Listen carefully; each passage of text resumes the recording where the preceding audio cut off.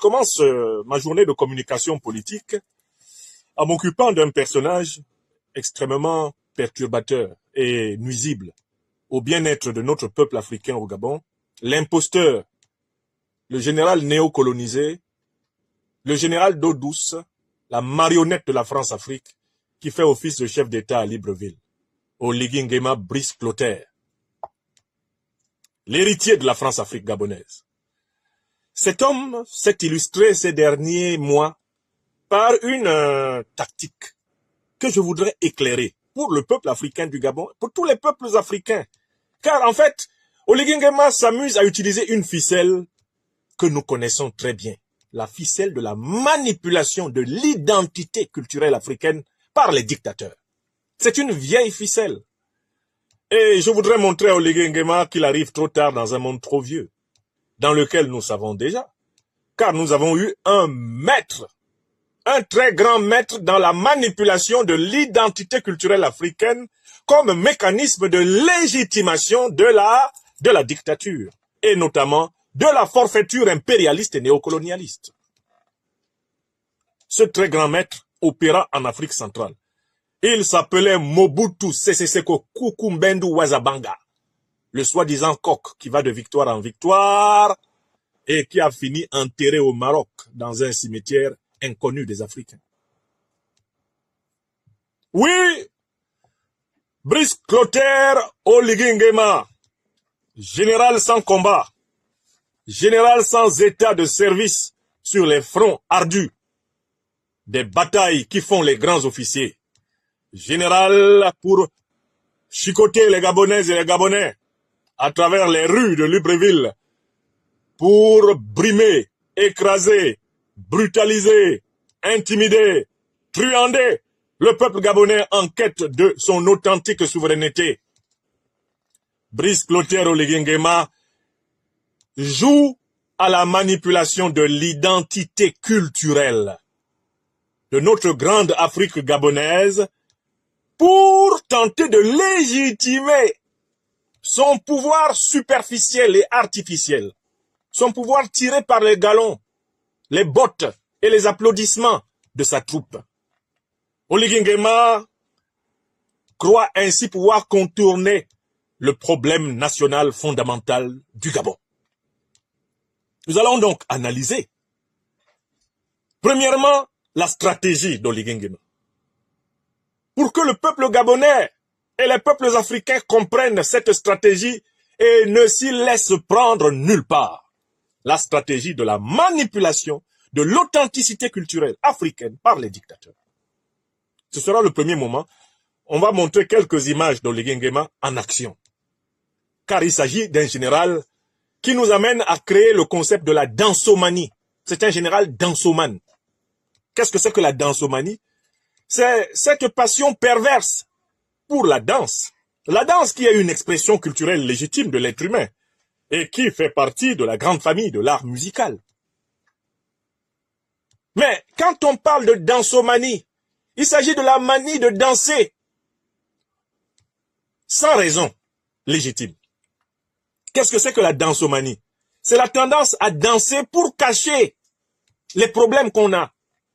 C'est la tendance à danser pour détourner la danse de sa fonction esthétique, sa fonction festive, sa fonction harmonique, et en faire un moyen de tromper l'opinion.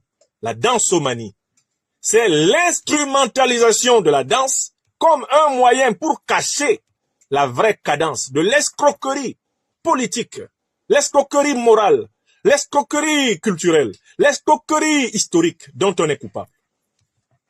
Oui, Oligui Nguema est un général dansomane.